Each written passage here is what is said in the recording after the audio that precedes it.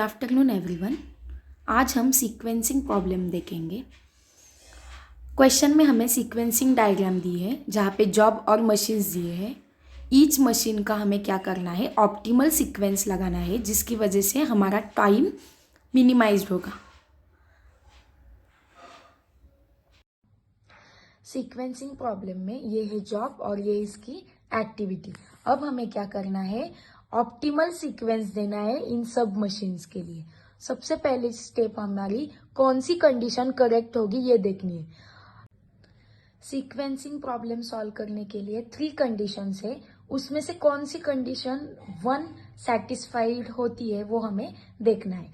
सबसे पहले हम क्या करेंगे, जो मशीन ए है उसमें से सबसे मिनिमम नंबर कौन सा है 1, वो लिखेंगे यहाँ पे। मिनिमम ए 1। बी का मैक्सिमम नंबर देखेंगे, बी मशीन का मैक्सिमम नंबर कौन सा है 6, तो यहाँ पे लिखेंगे मैक्सिमम नंबर बी का कौन सा है 6। सी का अगेन मिनिमम नंबर देखेंगे, सी का मिनिमम नंबर है 6। ये फाइंड करने के बाद 3 कंडीशन है वो देखेंगे। अब इन 3 में से हम 2 रूल देखेंगे। फर्स्ट रूल, ये जो हमारा ए है वो बी से बड़ा होना चाहिए या फिर ए और बी सेम होने चाहिए। और दूसरा रूल ये है, बी सी से छोटा होना चाहिए या फिर बी और सी सेम होने चाहिए। ये 2 रूल में से कौन सा रूल बैठता है, तो सेकेंड वाला जो रूल था बी और सी इक्वल्स टू, ये हमारी कंडीशन सेटिस्फाई करता है, तब हम अगला स्टेप कर सकते हैं। तो यहां हम लिखेंगे as per condition 2 minimum c की value is equals to maximum b की वैल्यू थी जो है 6 इज इक्वल्स टू 6। सो हमारा प्रॉब्लम सेटिस्फाई है।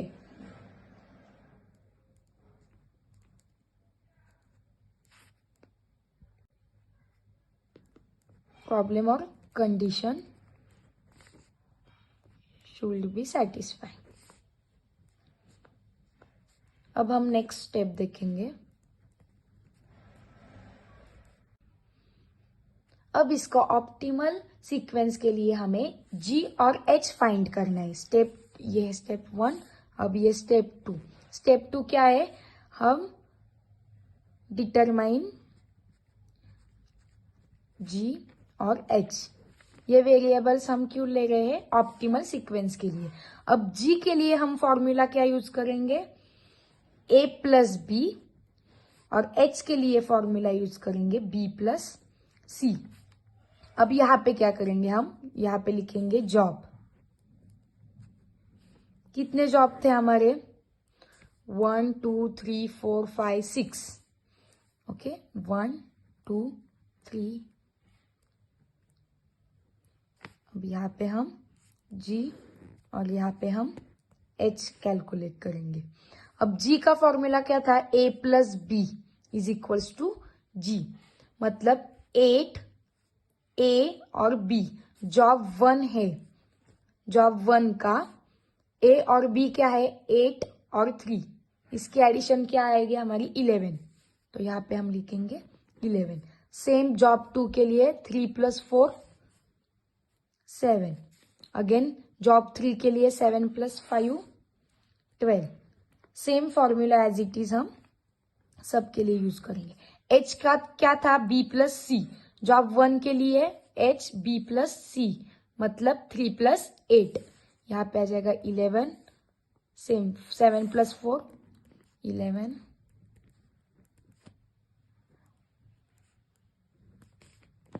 अब हमने जी और एच फाइंड कर लिए। अब हम इस जी और एच में से सबसे मिनिमम नंबर कौन सा है वो फाइंड करेंगे। जी और एच में से सबसे मिनिमम नंबर है 4। अब स्टेप 3 क्या करेंगे, हम जॉब शेड्यूल करेंगे। जॉब शेड्यूल के लिए सबसे पहले कौन सा जी और एच में से कौन सा छोटा नंबर था? 4। 4 का जॉब कौन सा था? 4। तो अब हम यहाँ पे जॉब शेड्यूल में सबसे पहले 4 मेंशन करेंगे। नेक्स्ट जी और एच में से next minimum number, second minimum number कौन सा है? 6। तो हम क्या करेंगे? 6 मेंशन करेंगे। 6 का जॉब कौन सा है? 5। तो यहाँ पे आप 5। थर्ड मिनिमम नंबर कौन सा है हमारा? 7। 2 7 है, तो हम पहले वाले को प्रेफरेंस देंगे। सो इस 7 का जॉब कौन सा है? 2। तो यहाँ पे हम 2 मेंशन करेंगे। इस 7 का जॉब कौन सा है? 6। तो अब यहाँ पे हम 6 मेंशन करेंगे। अब फिफ्थ वाला मिनिमम नंबर कौन सा है? 11। सो यहाँ पे हम 11 लेंगे और 1 जॉब कंसिडर करेंगे। और लास्ट मिनिमम नंबर कौन सा है हमारा? 11। और हमारा जॉब एक ही रह गया है 3, तो ये हम मेंशन करेंगे एच वाला 11 और जॉब 3। ये रहा हमारा जॉब का स्केड्यूल। अब आगे का स्टेप हम जोसन्स एल्गोरिदम के रूल्स से फॉलो करेंगे। सो हमारा step 4। So according to Johnson's algorithm यहाँ पे हम लिखेंगे जॉब। जॉब में अब ये सीक्वेंस फॉलो करेंगे। कौन से थे? 4, 4 के बाद 5, 2, 6, 1, 3। अब कौन कौन से मशीन्स थे? यहाँ पे हमने क्या लिया था? ए, बी और सी थे। अब ए और बी और सी के क्या करेंगे? हम इन और आउट टाइमिंग निकालेंगे। इसके लिए हम ए का लिखेंगे यहाँ पे इन आउट, बी का लिखेंगे इन आउट, सी का भी लिखेंगे इन आउट, और यहाँ पे लिखेंगे हम आइडियल टाइम। अब ये टेबल ड्रॉ करेंगे। अब हम ए का टेबल पहले कंप्लीट करेंगे। ए का इन टाइम ऑल टाइम 0 होता है। 0 से हम ए मशीन स्टार्ट करेंगे। अब आउट टाइम क्या करेंगे? हम यहाँ पे जॉब 4 है, तो क्वेश्चन में हम देखेंगे जॉब 4 का ए का टाइम कितना था? 2। तो अब यहाँ पे हम मेंशन करेंगे आउट टाइमिंग 2। जो हमारा आउट टाइम था वही हमारा जॉब 2 का मतलब अगले वाले जॉब का इन टाइम होगा। सो एज इट इज यहाँ पे आ जाएगा 2। अब ए में से ही देखेंगे हम जॉब 5। ए में से जॉब 5 का कितना टाइमिंग था? 5। अब हम क्या करेंगे? 5 और ये 2 की एडिशन करेंगे। यहाँ पे आ जाएगा 7। सेम यहाँ पे इन टाइमिंग 7 आ जाएगा। अब ए में से ही हम 2 नंबर का जॉब देखेंगे। 2 नंबर का जॉब 3 है। ये 3 और ये 7 ऐड करेंगे, यहाँ पे आ जाएगा 10 एज इट इज। यहाँ पे भी 10 हमारा इन टाइमिंग हो गया। अब ए जॉब में से अब क्या 6 देखेंगे। ए से 6 का कितना है? 1। सो 1 और इस 10 की एडिशन आ जाएगी 11। जो हमारा आउट टाइम था वही हमारा इन टाइम। अब जॉब ए 1 देखेंगे। जॉब 8 था। अब इस 8 और इस 11 की क्या करेंगे? एडिशन। यहाँ पे आ जाएगा 19। Again 19 as it is in timing होगा। आउट टाइमिंग जॉब ए में से 3 का क्या है? जॉब ए को 7 प्लस 19 यहाँ आ जाएगा हमारा 26। एज इट इज प्रोसेस हम बी के लिए भी फॉलो करेंगे, लेकिन बी का इन टाइम क्या होगा? जो ए का आउट टाइम था वो बी का इन टाइम होगा। सो यहाँ पे एज इट इज 2 आ जाएगा। अब बी का आउट टाइम निकालेंगे। बी 4 देखेंगे। यहाँ पे बी और 4 कितना है? 2 और 2 प्लस ये इन वाला 2 यहाँ पे आ जाएगा 4। अब यहाँ पे इन टाइम ए का लेंगे हम 7 एज इट इज यहाँ पे। अब यहाँ पे कौन सा है 5, बी में से 5 कौन सा था, ये हमारा आंसर है 1। अब हम क्या करेंगे 7 + 1 8, अगेन 10 लेंगे यहाँ पे इन टाइम। जो ए का आउट टाइम होगा वो हमारे बी का इन टाइम होगा। अब बी में से कितना देखेंगे 2 वाला जॉब, 2 में से क्या है 4, 4 + 10 यहाँ पे आ जाएगा 40। एज इट इज ये सॉल्व करना है, यहाँ पे 11।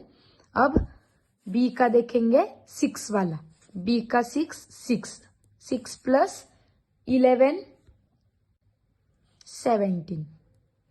सो एज इट इज हम क्या करेंगे, यही रूल फॉलो करेंगे।